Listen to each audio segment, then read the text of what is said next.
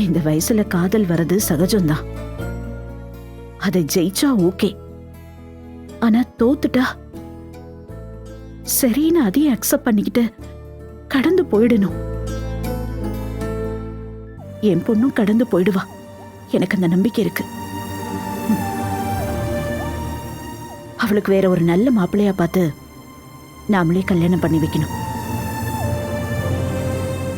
Love failure ஆனதுக்கு அப்புறம் கூட இன்னொருத்தரை கல்யாணம் பண்ணிக்கிட்டு சந்தோஷமா வாழ்றவங்க இந்த ஊர்ல இல்லையா என்ன?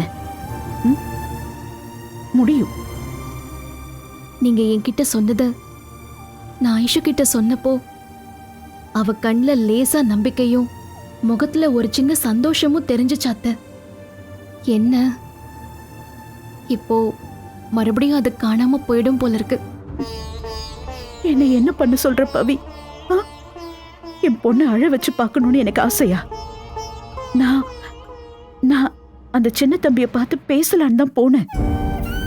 ஆனா அதுக்குள்ள அந்த மல்லியும் முத்துப்பாண்டியும் பேசிட்டு இருந்தது நான் கேட்டு தொலைச்சிட்டேம்மா. அவர் என்ன சொன்னார் தெரியுமா?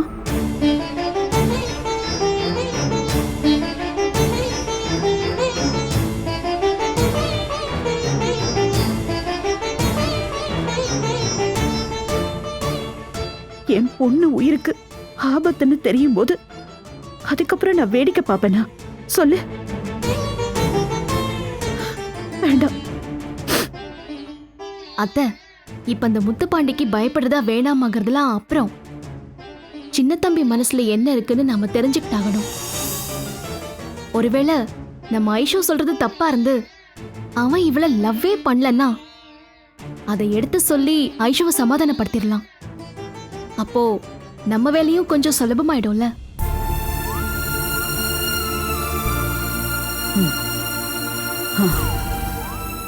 அதுவும் சரிதான். ஆமா அத்தை, அதனால நீங்க சின்ன தம்பியை பார்த்து பேசுறதுக்கு நான் ஏற்பாடு பண்றேன் அத்தை. சரிம்மா.